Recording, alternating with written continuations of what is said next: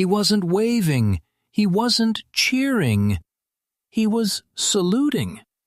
And the moment Elvis Presley realized why the man in the wheelchair refused to lower his hand, the entire arena fell into a silence that no song could ever break.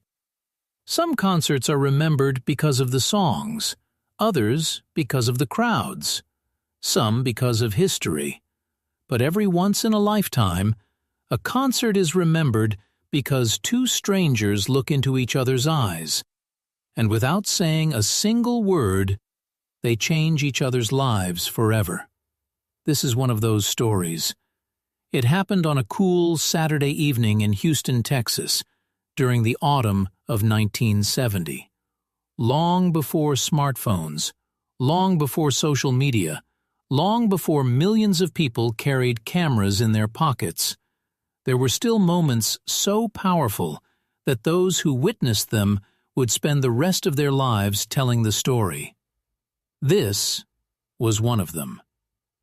As sunset disappeared beyond the Houston skyline, thousands of glowing lights illuminated the massive Sam Houston Coliseum. The parking lots overflowed with cars arriving from every direction. Families, teenagers, young couples, veterans, children sitting on their fathers' shoulders, women wearing bright dresses, men dressed in their best jackets. Everyone shared the same excitement. Tonight, the king of rock and roll was coming. Every entrance echoed with laughter. Ticket collectors barely kept up with the endless line of fans pouring inside. Merchandise stands struggled to keep souvenirs in stock. Vendors shouted over one another, programs, postcards, records, scarves, everything carrying one unforgettable name, Elvis Presley. Inside the arena, more than 10,000 seats stretched toward the stage. Every spotlight pointed at a single microphone standing alone beneath a velvet curtain. The orchestra quietly tuned their instruments. Drums echoed softly. Guitars hummed. The audience buzzed with anticipation. Everyone expected an unforgettable performance. Nobody expected an unforgettable lesson. Near the very front, only a few rows from the stage, sat a man whose entire life had changed forever. Master Sergeant Robert Hayes, 42 years old, broad shoulders, strong jaw, short military haircut beginning to show streaks of gray. His face still carried the discipline of a career soldier, but his eyes carried something different. Pain, not the kind people could see, the kind that stayed hidden behind polite smiles. His wheelchair rested quietly between the seats. A thick military blanket covered his legs, or rather, the place where his legs used to be. 8 months earlier, Robert had been leading his platoon through the dense jungles of Vietnam. The humidity was unbearable. Every step could hide danger. Every tree could hide death. Every sound demanded attention. Then, without warning, everything exploded. A deafening blast, blinding fire, flying steel. The world became smoke. Robert remembered screaming orders. He remembered trying to reach his men. He remembered falling. Then, nothing. Hours later, he woke inside a military hospital. Bright lights, machines, bandages, doctors, pain unlike anything he had ever imagined. He instinctively tried moving his legs. Nothing happened. He tried again. Still nothing. He lifted the hospital blanket, and in that single heartbreaking moment, his entire future disappeared. Both legs, gone. The months that followed became a battle more difficult than any battlefield. Surgery after surgery, endless rehabilitation, sleepless nights, physical therapy, learning how to sit, learning how to balance, learning how to smile for his wife. Even when he wanted to disappear, Visitors often called him a hero. Robert never felt like one. Heroes, he believed, were the men who never came home. Every medal hanging on his wall reminded him of friends whose names would never be spoken again except by grieving families.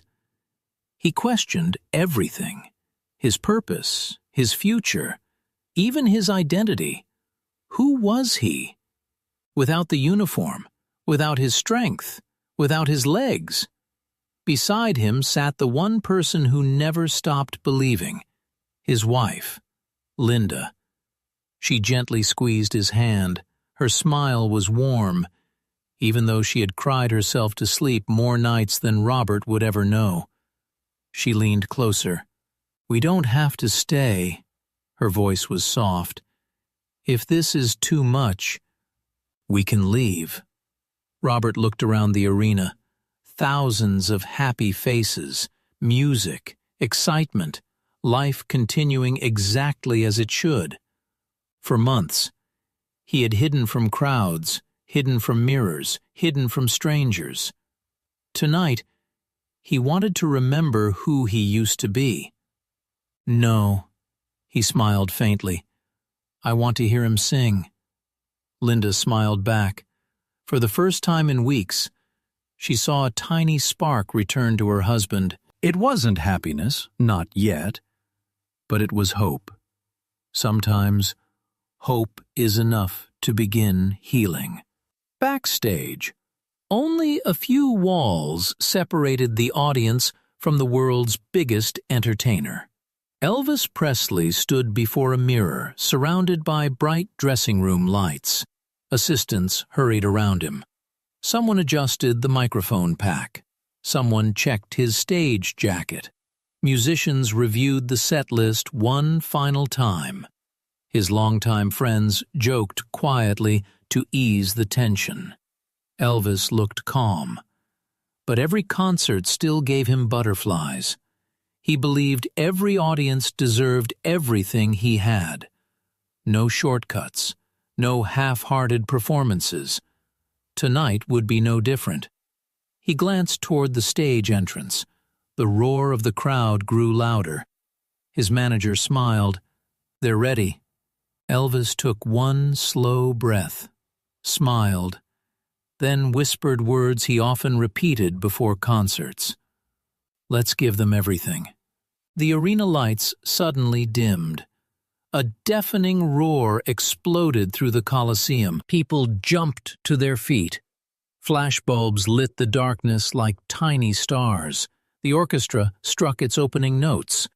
Then, walking confidently into the spotlight, dressed in his iconic stage outfit, smiling that unmistakable smile, Elvis Presley stepped onto the stage. The building erupted. The king had arrived, and neither he nor the wounded soldiers sitting quietly in the third row had any idea that before this night was over, one simple salute would become the most unforgettable moment of both their lives. The applause refused to die.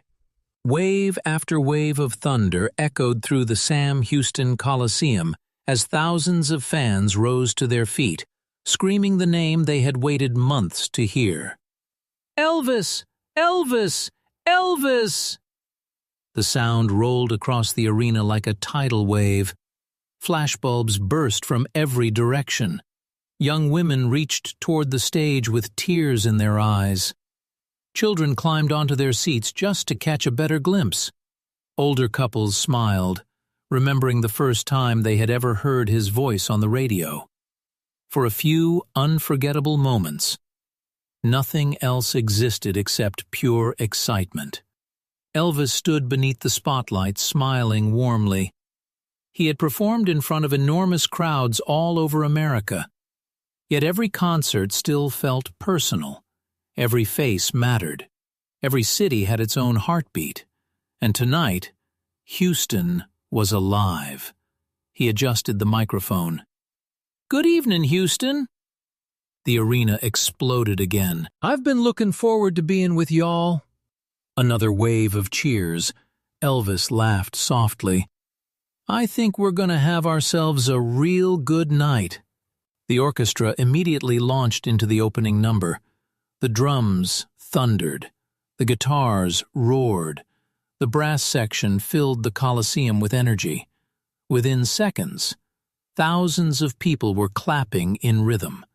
Robert Hayes felt something he hadn't experienced in months. His foot instinctively wanted to tap with the beat.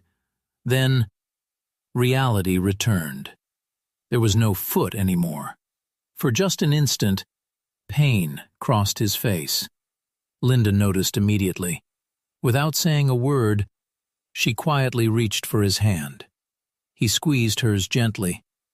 "I'm all right," she smiled. She knew he wasn't. But she also knew tonight was helping. For the first time since Vietnam, Robert wasn't thinking about hospitals. He wasn't remembering explosions. He wasn't replaying the faces of soldiers he couldn't save. For the first time, he was simply listening to music. Song after song filled the arena. Elvis moved effortlessly across the stage, laughing with the audience, joking with the band, handing scarves to fans, shaking hands with people in the front row.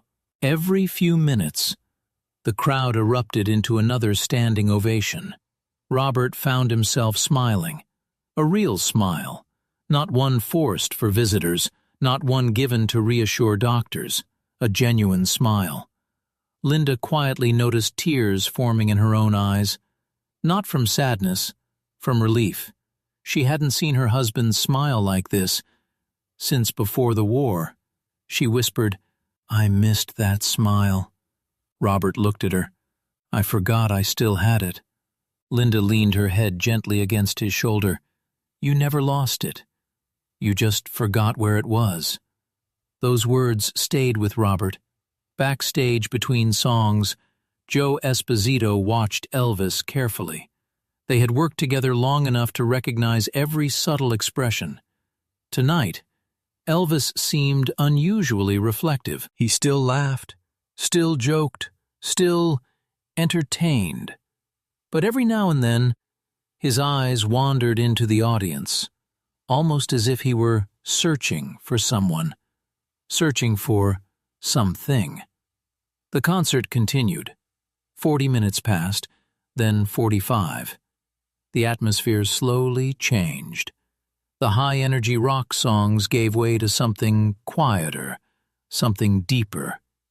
Elvis stepped toward the center microphone. The lights softened.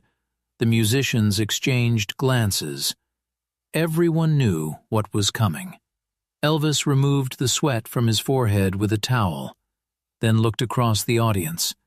His voice became calm, almost reverent. "Ladies and gentlemen," the arena instantly became quiet. "I'd like to sing something tonight that means a whole lot to me." He paused. "It's about our country, our history, our people, and the sacrifices that built this nation. I hope it means something to y'all." Complete silence. Not because people were bored, because they were listening. The first haunting notes echoed gently through the Colosseum. A slow orchestral introduction. Soft, powerful, almost spiritual. Robert immediately recognized the melody. His posture changed. Almost automatically, his military instincts quietly awakened. Every memory of wearing the uniform returned. Basic training, morning formations, flag ceremonies, the brothers he had served beside, the friends who never came home, the smell of rain in Vietnam, letters from Linda, the American flag folded with perfect precision. Every memory arrived at once. Elvis began singing. His voice carried extraordinary tenderness. Each lyric floated gently across the silent arena. Nobody cheered, nobody shouted. Everyone simply listened. Robert felt his heartbeat becoming faster. His breathing grew heavier. His eyes never left the stage. Every word seemed directed toward him, toward every veteran inside the building, toward every family who had sacrificed something for their country. His throat tightened. His vision blurred. Linda quietly looked at him. She knew that expression. He wasn't watching a performance anymore. He was reliving a lifetime. Robert slowly lowered his eyes. His hands rested on the arms of his wheelchair. Strong hands, weathered hands, soldier's hands. Without thinking, his right hand slowly lifted. Linda watched. She didn't stop him. She understood. The movement was instinct, years of discipline, years of honor, years of service. His fingers straightened perfectly, his elbow locked, his hand reached his forehead, a flawless military salute, crisp, proud, steady. He never even realized he had done it. He simply held it, as if every fallen brother were standing beside him once more, around him. Very few people noticed. Not yet. Most eyes remained fixed on Elvis, but someone on stage did notice. As Elvis continued singing, his eyes slowly scanned the front rows, a habit he had developed years earlier. He loved connecting with individual faces, smiles, children, families, veterans. He believed every audience contained stories. Then, his eyes stopped. Third row, center section, a man in a wheelchair, holding one of the proudest military salutes Elvis had ever seen. Elvis continued singing, but something inside him shifted. He noticed the uniform. He noticed the medals. He noticed the missing legs beneath the blanket. He noticed the expression. Not pride, not sadness, something much deeper. A man remembering everything he had sacrificed.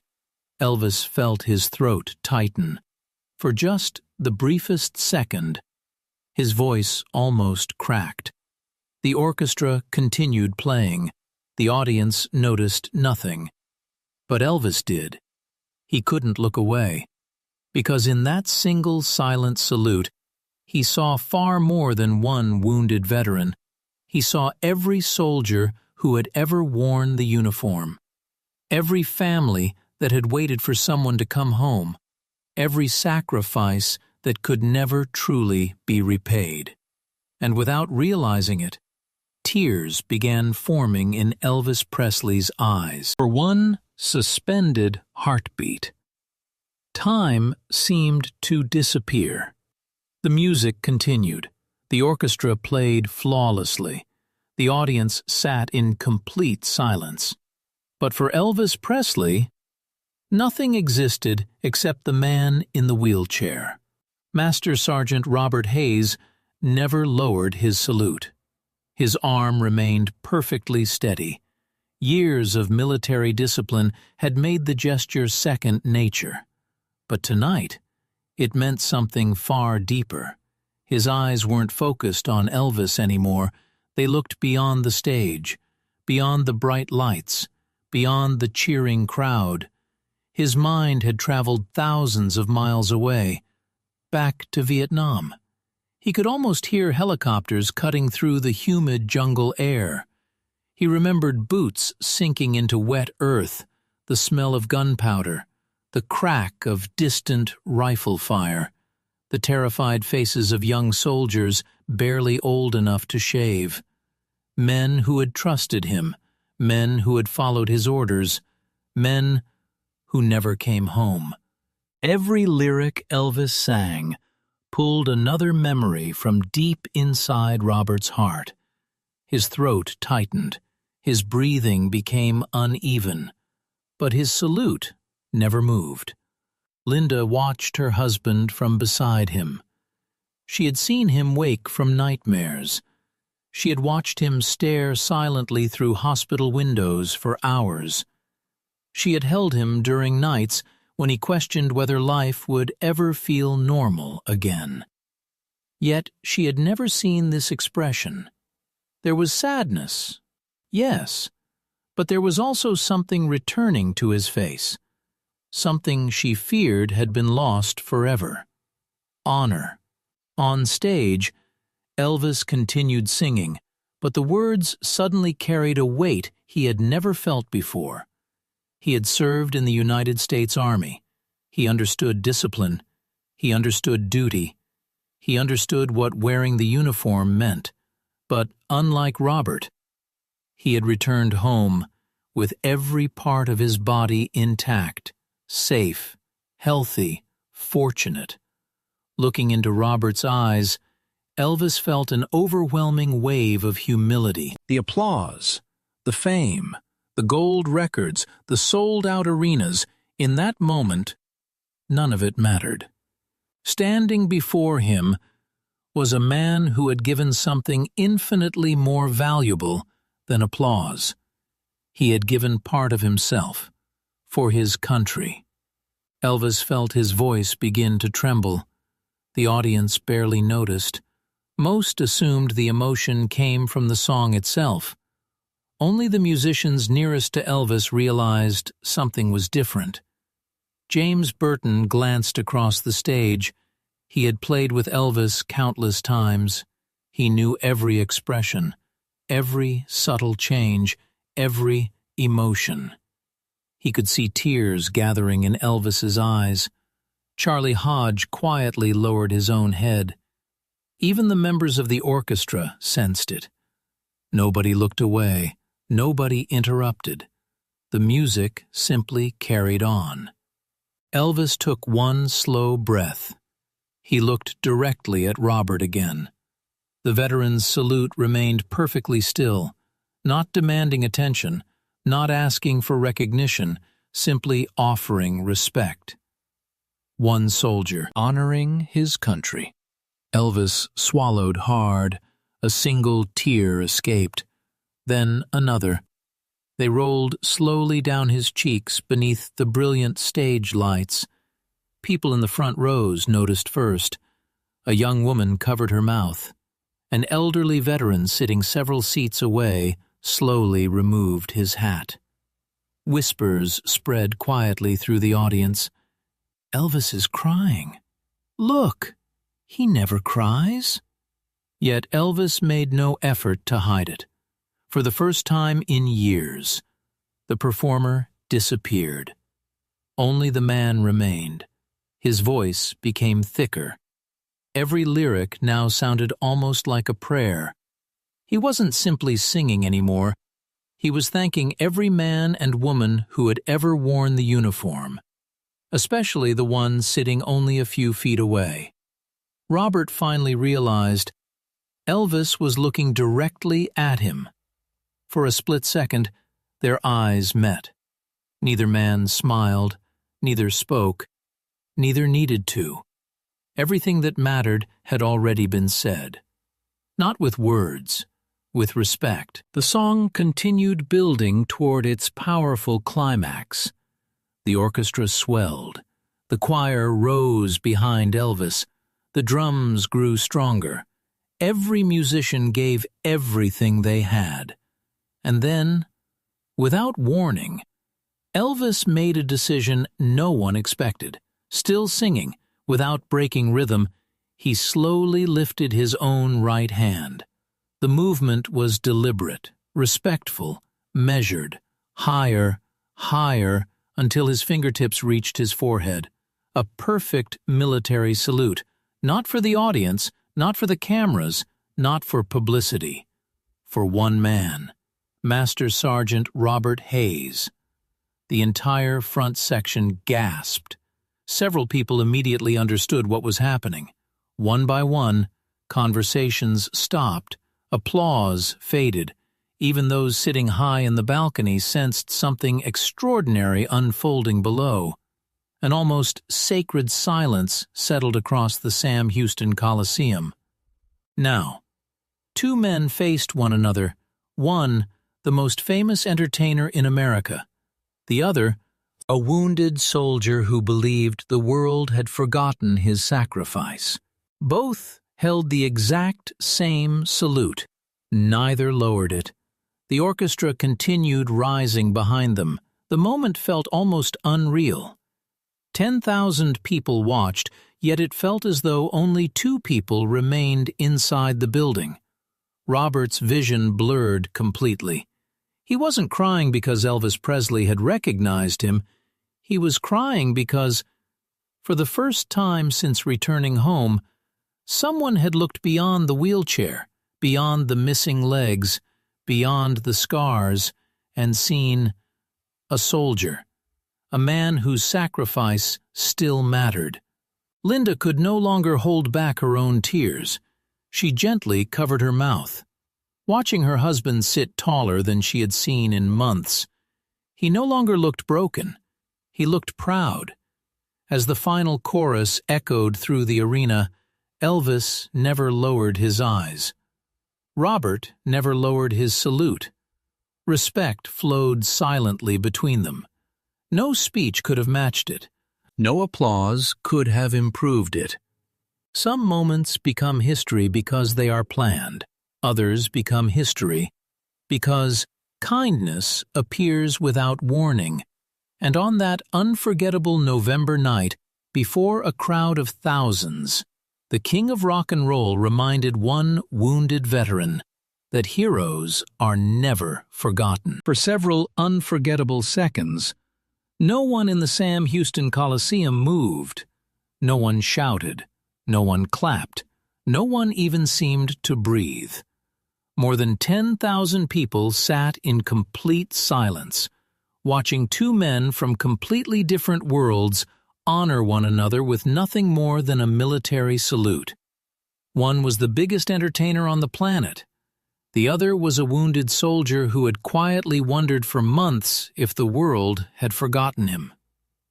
At that moment, neither fame, nor fortune, nor celebrity mattered. Only respect. The orchestra reached the final soaring notes of the song. Violins swelled. The choir rose behind Elvis like a heavenly chorus. Every musician gave everything they had. Yet somehow, the loudest sound inside the arena was silence. Elvis continued holding his salute. His eyes never left Robert Hayes. Tears streamed freely down his face, not hidden, not wiped away. He simply let them fall. Years later, members of the band would remember that look. It wasn't the expression of a superstar performing for an audience. It was the expression of one American looking into the eyes of another and realizing the price that freedom sometimes demands. Finally, the last note faded into the air. The orchestra lowered their instruments. The choir became silent. For one heartbeat, nothing happened. Elvis slowly lowered his hand. Robert did the same. Neither man spoke.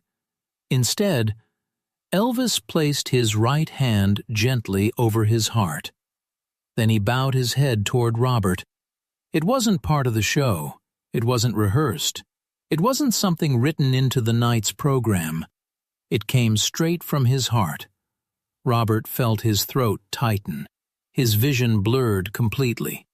For months, people had looked at his wheelchair before they looked at him. Children whispered. Strangers stared. Some spoke to Linda instead of speaking directly to him. Others offered pity. Very few offered respect. But Elvis had looked beyond the wheelchair. He had seen the uniform. He had seen the sacrifice. Most importantly, he had seen the man. Robert whispered so quietly that only Linda could hear, "I finally feel like a soldier again." Linda burst into tears. She squeezed his hand so tightly it almost hurt. "You never stopped being one." Around them, people began crying openly. A young mother hugged her teenage son. An elderly veteran removed his military cap and held it against his chest. Several audience members quietly stood without saying a word. One by one, more people rose to their feet, then another row, then another, until the entire Sam Houston Coliseum stood together. No one had asked them to. No one announced it. Respect spread naturally through the crowd. Then, someone near the back began clapping, slowly, deliberately. One clap, then another. Within seconds, the applause rolled across the arena like distant thunder. Not wild cheering, not screaming, not the usual excitement of an Elvis concert. This applause felt different. It carried gratitude. It carried admiration. It carried love. Many people continued crying as they applauded. Even members of the orchestra quietly wiped away tears. Elvis stood silently at center stage. His voice remained thick with emotion. He stepped toward the microphone. For several seconds, he couldn't speak. He swallowed, tried again. This time, only a few simple words came out. "Ladies and gentlemen," his voice almost broke, "I'd just like to say," he looked toward Robert once more, "thank you." Another pause. "To every man and woman who's worn this country's uniform, thank you. You've given more than most of us will ever understand." The audience erupted again. This time, many veterans throughout the arena stood proudly. Some saluted, others simply nodded. A few embraced family members sitting beside them. It became one of those rare moments where complete strangers suddenly felt connected. Not through music, through gratitude. Elvis smiled softly. He took one last look toward Robert. Then the band quietly began the next song. The concert continued. The audience laughed again. They sang along. They clapped. They enjoyed every remaining minute. But something had changed forever. Every person inside that building knew. They had witnessed something that would never happen exactly the same way again. Backstage, only minutes after the concert ended, Elvis stepped through the curtain, still thinking about the veteran in the third row. He handed a towel to Charlie Hodge, then immediately turned toward Joe Esposito. "Joe." Joe looked up. "Yes, E?" "The gentleman in the wheelchair." Joe nodded. "I saw him. I want to meet him." Joe smiled. "I figured you might." "No," Elvis replied quietly. "I need to meet him." Joe immediately headed toward the arena floor. Meanwhile, Robert and Linda had almost reached the exit. Robert still held the concert program tightly in his hands. Neither of them had spoken much since the salute. They simply sat together, trying to understand what had happened. Suddenly, a member of Elvis's security team approached. "Master Sergeant Hayes?" Robert looked surprised. "Yes? Mr. Presley would like to meet you backstage." Robert blinked. "I'm sorry. Did you say Elvis Presley?" The security guard smiled. "Yes, sir. He specifically asked for you." Robert looked toward Linda. Neither of them spoke. Neither needed to. The look in their eyes said everything. They quietly followed the security team through long backstage hallways. Every employee they passed smiled politely. Finally, one dressing room door opened. Elvis immediately stood. No cameras, no reporters, no photographers. Just 4 people. Elvis walked directly toward Robert. Then, instead of waiting for Robert to speak, he reached forward and firmly shook his hand. "Master Sergeant, it's an honor to meet you." Robert's eyes filled with tears once again. "No, sir. The honor's mine." Elvis gently shook his head. "No, You earned my respect long before tonight." The room became completely silent. Elvis pulled up a chair, sat directly in front of Robert, so they were eye to eye. Not looking down, not standing above him, simply one man speaking to another. "You know," Elvis said quietly, "when I saw you salute, I couldn't keep singing without telling you, thank you." Robert struggled to answer. His voice trembled. "I've spent months wondering whether any of it mattered. My service, my sacrifice, my legs. Sometimes I wondered if people only saw the wheelchair." Elvis leaned forward. "I didn't. I saw a soldier." Those 4 words shattered every wall Robert had built around his heart. He covered his face with both hands. For the first time since returning home from Vietnam, he allowed himself to cry without shame. Linda quietly placed one hand on his shoulder. Elvis waited patiently. He didn't interrupt. He didn't rush the moment. Sometimes, the greatest kindness isn't knowing what to say. It's knowing when to remain silent. Outside the dressing room, the noise of thousands of fans slowly faded into the Texas night. Inside, 4 people shared one unforgettable moment of humanity, a moment that would remain with Robert Hayes for the rest of his life.